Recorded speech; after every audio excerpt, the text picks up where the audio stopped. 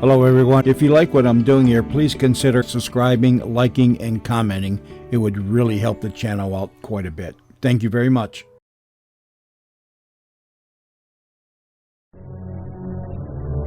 This is the log of Magnus Carter.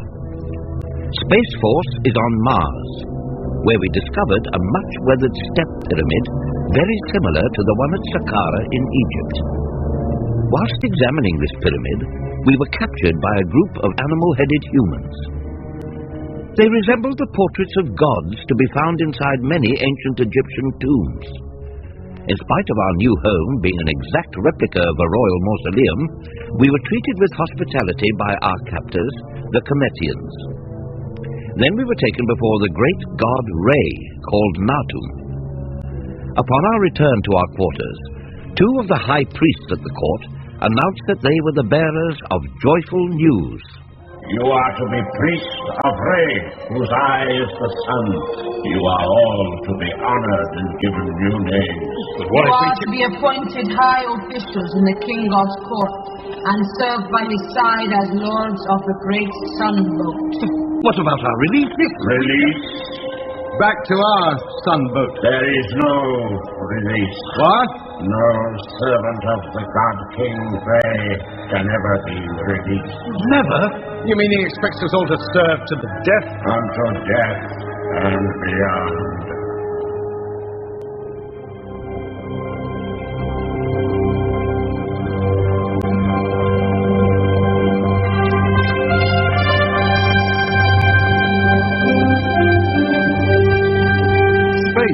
Intergalactic adventure by Charles Chilton, starring Barry Foster, Nigel Stock, Nicky Henson, and Tony Ostoba. Episode 4, A Test of Endurance.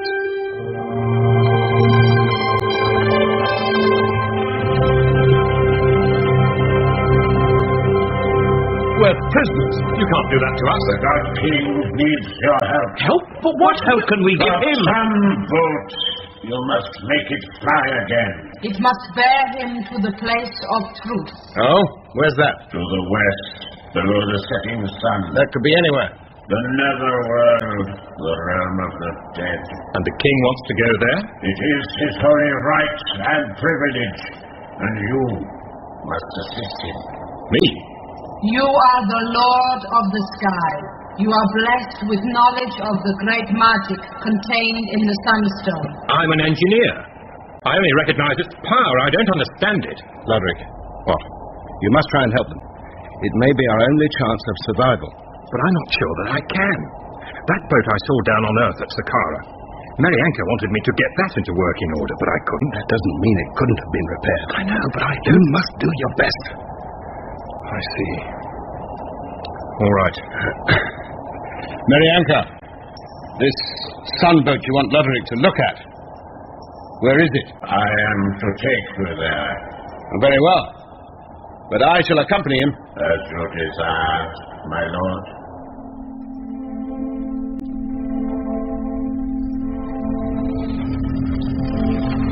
We seem to have been walking for hours. It's much further than down on Earth. The corridor from under the pyramid there was only a couple of miles long. Well, at least it's an interesting walk. Paintings, tiles, and also beautifully lit. Where does the light come from? From high up on the wall near the roof. Yes, but what's its source? How's it created? That's what I'd like to know. Ah. Well, it looks as though we're arriving somewhere at last. The door. That's it. What? That door. Exactly like the one that led to the boat grave at Saqqara. Please pass through. Oh, what a magnificent place. Look at the roof. It's beautiful. A wonderful night sky. Yes, but not the Martian sky. The constellations are those we see on Earth. And there's the boat. No craft that big ever sailed the ancient Nile. This is no river boat. It is for sailing among the stars. But it doesn't function. No. You would like to go aboard now? Yeah. Where's the entrance? Along here, by the God King's cabin. Come on, Lodric. If you need help, call on the peasants. They are here to serve you. I can't think how. They are strong. They will fetch and carry lift things. Good. Well, if we need anything like that, I'll call you. Thank you, my lord. Where do we go now? Into the cabin. Door should open. Good Lord. A sarcophagus. It looks like one, but inside will be the power pack. How'd you get out of it? On Earth, this end opened. Well, there's nothing there. Just a square block of, well, I don't know what it is. Well, somewhere in there is the clue to the magic that Ray called Natoon keeps on about. You think you can find it? Most unlikely, but I'll try. And we'll start by examining every inch of this insulating block. Where are you, Ludwig? I'm still here. I think I found something. Oh, what? Could you pass me the big grips? Thanks. There. What? Hey! Ludwig, I'm taking you out!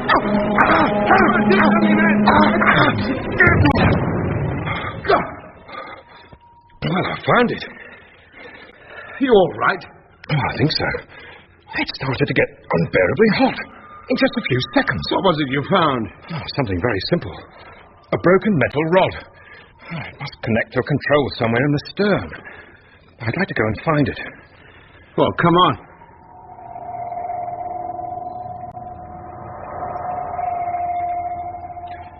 It's connected to the steerboard. You mean a simple steerboard like this controls a flying ship? Seems like it. Push that one over. That's it. Now that would keep the rod in the off position. You hold it there while I go back and reconnect it. But don't move it, or you'll start the whole thing up again and I'll be roasted alive.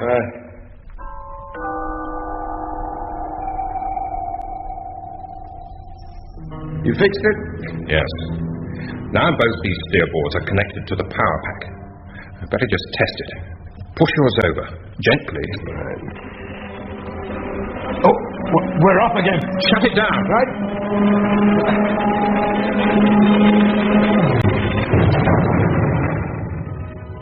There. Good Lord.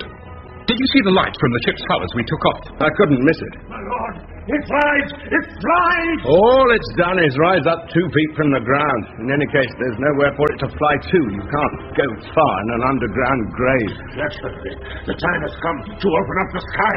I have given orders. Quick, into the cabin. Why? The sky is about to split asunder. But we shall move out into the desert whose sand is red, but whose atmosphere it is poisonous to breathe. what about you? How do you breathe? With this, An animal mask? I told the mask of test. Those animal masks are space helmets. Into the cabin, quick! Come on, Ludwig. The roof! It's opening! Look! The real sky! Yeah. The stars, galaxies, it's all there! Where did Marianto go? Sir, he must be going to pilot the ship. Here! Hold on! Did you ever feel anything so unstable? Never! All my life.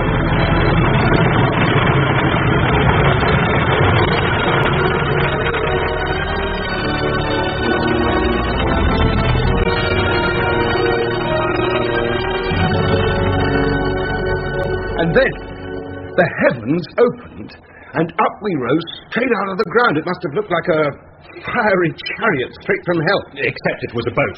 Bigger than the one we saw at Saqqara. 10 times bigger. How's it controlled? Very simply, by the steerboards in the stern. Good Lord. One of the blades appears to open and close an iris in the bottom of the hull. The wider it gets, the more power the ship gains, and the higher and faster she goes. The other steerboard controls direction. It's just like steering a boat through water. And with such a small area devoted to the motive power, it must be able to carry 100 passengers at least. Where do they all go? Below deck. There are beds, chairs, tables. A regular home from home. Exactly where is the grave of this boat located? About 3.5 miles west of the pyramid. It took us nearly an hour to walk there. Like the boat grave on Earth. It's strange how everything is duplicated. Except everything seems much more ancient here. Like the ship, you mean? Yes. I think that's the main reason why it couldn't fly. It's worn out. Why don't they maintain it properly? I don't think they can. After all, a simple fracture of a control rod went undetected. If they couldn't mend that, what hope had they of maintaining a motor that even Lodric doesn't understand? They constantly refer to it as magic. No scientific builder of spaceboats would do that. You don't think they built it, then? No, Well, then who did? I've no idea. But before we leave Mars, I aim to find out. The king was so pleased with the news that the sunboat had flown, he immediately called a special audience and promoted all members of Space Force to the highest official positions that law and custom would allow. Amid a great deal of pomp, and in the presence of all the court, Saxon was raised from a commoner to a high-ranking priest. In order to receive the honor, which Merianka and Nofret advised him not to refuse, he reluctantly allowed his head to be shaved. Then the king arose and spoke. Lord of the solar bar of bleeding gold, the right eye of the Lord of heaven, priest of Horus of the Falcon called Ray, you shall stand on the right hand of the God King Ray called Nahum, and everyone shall call you Lord. There was a loud cry and a clash of musical instruments as Saxon was handed his most significant badge of office, a falcon head. It was to be worn at religious and ceremonial functions. It also served as a breathing mask, should he venture out onto the Cometian or Martian surface. Having been, as you might say, ordained, Saxon took his place at the king's right hand while he ceremoniously promoted Lodric to a somewhat lesser but nonetheless exalted rank. You are keeper of the sacred sarcophagus, conserver and preserver of the magic sunstone which lies within, and you shall be called Son of Beryl, whose task it is to drive away the shadows of darkness from the morning sky. Rodric's animal mask was the head of a phoenix. He put it on and took his place below the throne. Then came my turn. You shall be called the Son of God, Lord of the moons, the reckoner of the years, the scribe of Ray, the protector of Osiris, the keeper of all records. Which was indeed very similar to my position aboard Space Force. Chipper was appointed my bearer. His task was to carry my writings to the God King for him to read, and then to the library, situated in the depths below the pyramid. Chipper was delighted with his newly appointed position until he received his mask. A baboon?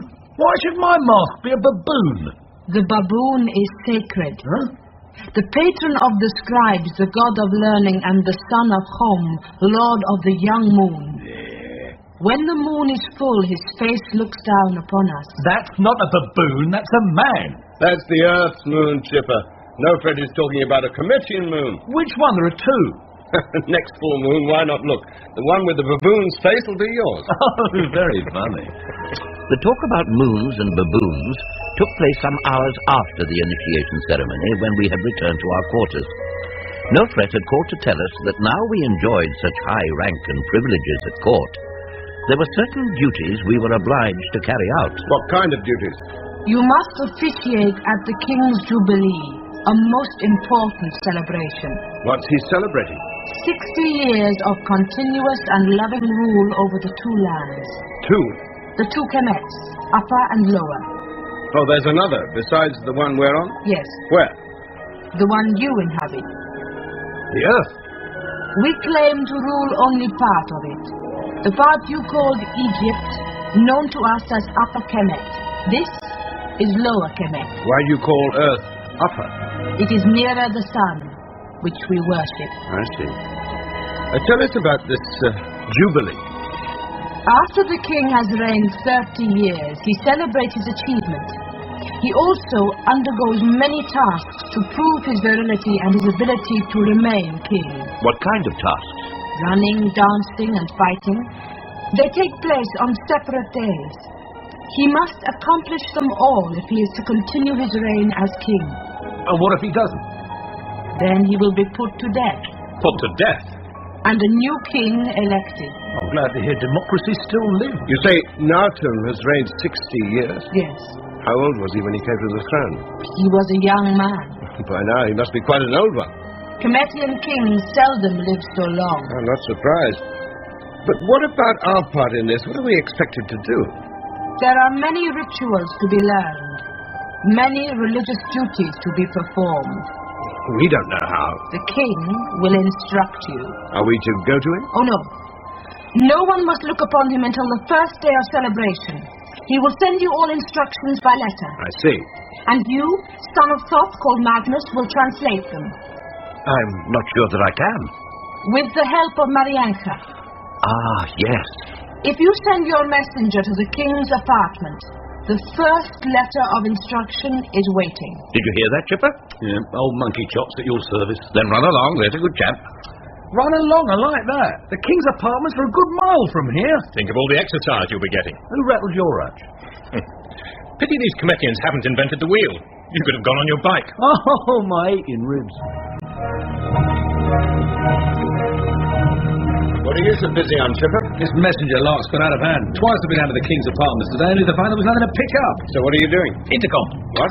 I've taken the intercom out of my suit and Lodric's, and I'm going to fix up a two-way communication between here and the palace. Oh. Then whenever there's anything to collect, the palace doorkeeper can give me a call. Very ingenious, but you've forgotten something. What? The batteries. Unless they're frequently recharged by exposing the solar cells to the rays of the sun, they'll run down. I know that. At least I'll get a respite from running a marathon every couple of hours and finding nothing at the end of it. Ah, done it.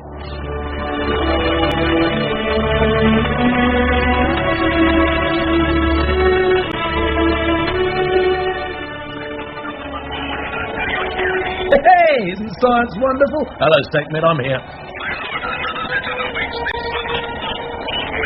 Thank you, Sekhmet. Be right down. Didn't sound as though there was much power in those batteries. They need cooking in the sunshine. How are you going to do that? We're not allowed outside. They think we might try to escape. Well, of course we would. Give me half a chance. What's up? Sekhmet, he can hear. Oh, hello, Sekhmet. Can you hear me? Yeah, that's what I was afraid of. I'll see you in about 10 minutes.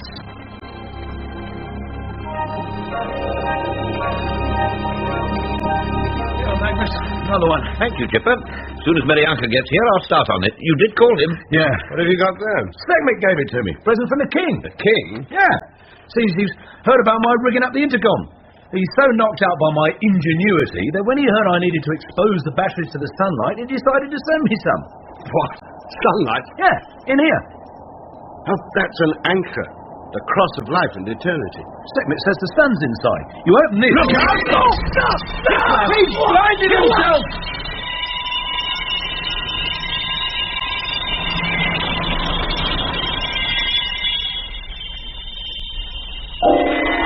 Chipper! Chipper! How are you, Chipper? I feel all right, but I can't see. It'll pass off, I'm sure it will. How long has it been now? Nearly 3 hours, but you received the full impact of that beam. What happened? That anchor you opened, that's what the Cometians used to blind us. Do we think it must contain a stone that emits a powerful light which is as strong as the sun itself? A sort of sunstone. Oh. Now, you just lie still and keep your eyes closed.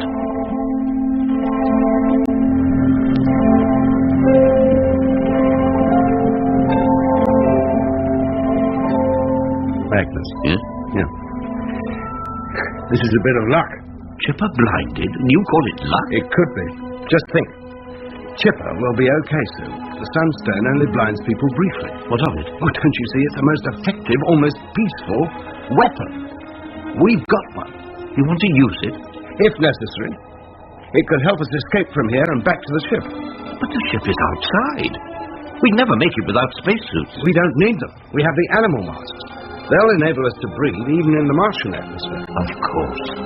All we need is careful planning and the will. Now, this jubilee, this coronation festival, the celebration of the unity of the two worlds, whatever it is, I understand it takes place in the open, up on the surface in what Marianka calls the Sedfest complex. Isn't that right, Magnus? It's a large courtyard built specially for the festival.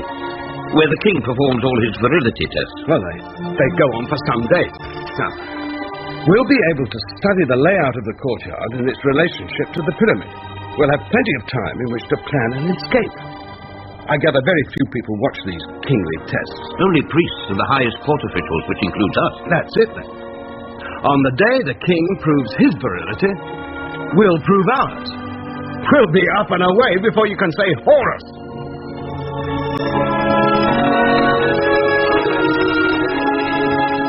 Within a few hours, Chipper was fully recovered. Meanwhile, Lodric carefully assessed the potential of the sunstone. He played the beam onto the run-down intercom batteries, and within seconds they were completely charged and usable. Opening the anchor, just the smallest possible chink filled the room with enough light for all to read by. The power of this tiny stone is incredible. It's only the size of a pinhead. Oh, wait a minute. The cavity in which it's kept is about an inch across. Well, I think that must have been the size of the stone when it was first put in there. So it's reduced in size. how long do you think it's taken? It probably loses a few atoms every time the glass is opened. Could have taken hundreds of years. Well, in case we're wrong, don't use it. Unless you have to. Keep it for emergencies only. We need it for our escape.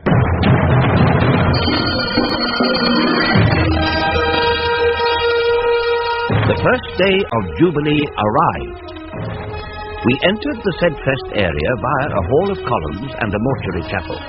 After long incantations and ceremonies involving incense and the spreading of sand, we passed out into the bright sunshine of the courtyard itself. It was empty but for two horseshoe-shaped structures, one at each end of the courtyard, and a line of false fronts of buildings which were probably meant to be mortuary chapels. At the far end was a throne of stone. Seated on it was a small, thin man, enclosed in a tight-fitting wrap and a small red hat or crown. We took our places, wearing our masks, and lined up on either side of the courtyard, facing inwards. There was no sound. Saxon, who was only a foot or two from me, whispered, "He's so frail. He must be very old. When do the tests begin?" "As soon as Marianka gives the signal." "Now." Marianka, who held a scepter high above his head, had lowered it. Immediately the frail figure on the throne sprang to life. He leapt to the ground, his cloak falling from him, and then, stark naked but for his hawk head and crown, began to run as fast as his legs could take him. He ran round the perimeter of the courtyard 4 times, and then, exhausted almost to the point of collapse, returned to where he had begun. He picked up the wrap from the ground, put it round his shoulders, and slumped back onto his throne. We returned underground. The peasants knew, by the psalms the priest chanted, that the first day's virility test had been passed. They danced and sang, drank deeply, and began to eye the handmaidens. We returned in stately formality to our quarters. That poor old bloke forced to run around that courtyard like he was an Olympic champion. He easily could have been. Even so, it's a grueling test to put an old man to. How he managed so well amazes me. He was running for his life. If he fails, he dies. What does he have to do tomorrow? The dance. A ritual dance, lasting hours, apparently. Do you think he'll last out? Oh, yes. And what's the final test? The fight. He's attacked by 4 spearmen at once, all approaching him from the 4 cardinal points of the compass. And that's when all the priests gather at the far end. Yes. And that's the day we make a run for it. How? The courtyard runs along a north-south line. That means the Land Explorer and the Solomobiles are on the other side of the wall behind us. It's partly in ruins and easy to scale. Now, while the king's fighting and the priests are watching, we hop over the wall, pick up the transport, and make for the ship. Great plan, sir. But what if they come after us? I'm banking on their thinking their religious ceremony is too important. But if they follow, we give them a blinding flash of the anchor and run harder. The next day we attended the dance test. While he danced, the king carried a heavy stone mace and a long, heavy scepter of solid gold. The sun rose, and the heat welled up from the red sand floor. The sweat poured off the old man's back. As he passed close to me during one of his wildest gyrations, I could hear him gasping for breath inside his mask. He staggered, made an effort to dance on and staggered again. Nobody moved. No helping hand was offered. No word of encouragement. Nartom gave a violent twist. His knees crumbled as he fell to the red dust. It clung to his sweating body the colour of blood. He rolled onto his back, his hawk head staring glassily at the sky, his chest heaving violently. Saxon made to go forward, but he was stopped by Marianka. The sun rose higher, and hours passed. It had begun to dip towards the horizon before Marianka decided that Nartom was unable to ride. He was no longer king. We carried the god King Ray, called Nartom, back to the boat grave. He was still breathing. Once underground, he was handed over to the servants of the bedchamber, who took him to his quarters and placed him on the royal bed. The moment the peasants heard that the king had failed on only the second test, they ceased celebrating and shrank back to their own quarters. So did the musicians, bearers, and handmaidens. We decided that quarters was the best place for us, too. Well, so much for our escape tomorrow. Forget the escape. What about the king? What about it? He has failed the test. What surprise it is, Age. Remember what we were told? The inevitable consequence of failure is death. That's right. Nofret told us. But that's not all. When he elevated us to high-ranking court officials, we swore an oath. Of course. We swore that we would serve him as long as he lived, in this world and the next. Hey? When he dies, I think we will share his fate. Oh, no. What are we going Well, he's not dead yet, so let's turn our minds to escaping from here. Oh, Fred. I bring joyful news. Yes? The king has departed this world. You are to travel with him to the Golden Land.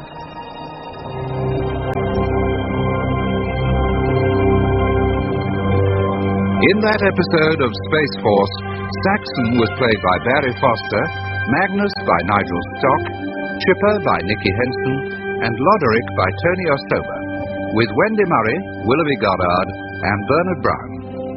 Space Force was written by Charles Chilton and produced by Paul Mayhew Archer.